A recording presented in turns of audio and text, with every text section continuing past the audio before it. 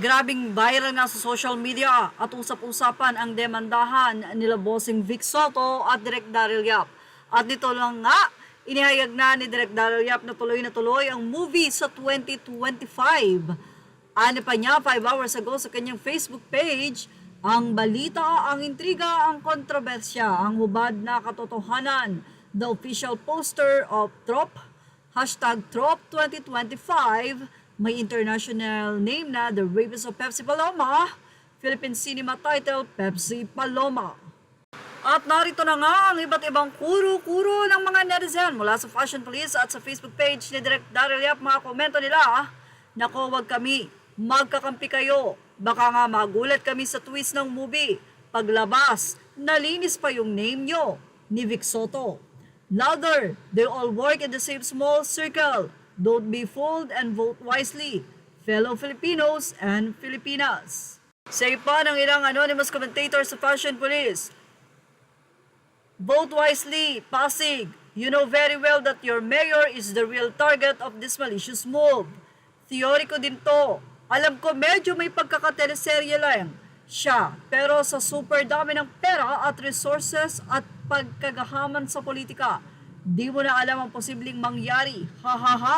Lalo pa same circle din sila ng backer ni Daryl Yap at mga Soto. Ibinahagi naman sa social media ni Direk Daryl Yap ang writ o gag order para sa kampo ni Bossing Vic Soto.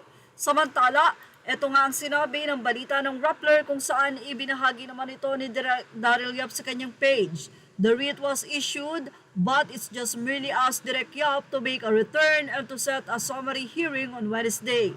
The court has not made any decision yet, Daryl Yap's lawyer Raymond Fortun tells Rappler.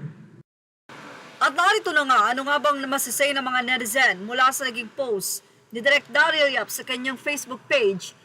Upload mo na lang po yung ending ng story ng movie mo na inosente sila Vic para tapos na ang kaso. Binigyan pala ng script ng movie si Soto ibig sabihin humingi ng permission tsaka lahat ng pinalabas is nangyari na noong panahon pa na buhay pa si Pepsi. Naka-document. Ayaw lang talagang lumabas ang katotohanan. Hustisya. Direk, that's a libelous movie. Kahit sa ang anggulo mo tignan, kahit sabihin mong totoong pangyayari, bakit hindi nyo dalhin sa korte? Kung justice ang gusto nyong makuha, ganyan na ba ang gamit ng social media ngayon? Mula naman sa isa pang netizen, narito naman ang kanyang mahabang naging pahayag.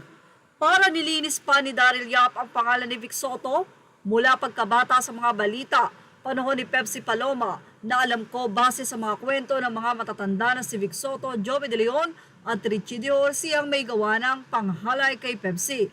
At alam ng tatlo na bolter siya at natatandaan ko na humingi ng paumanhin ng tatlong akusado.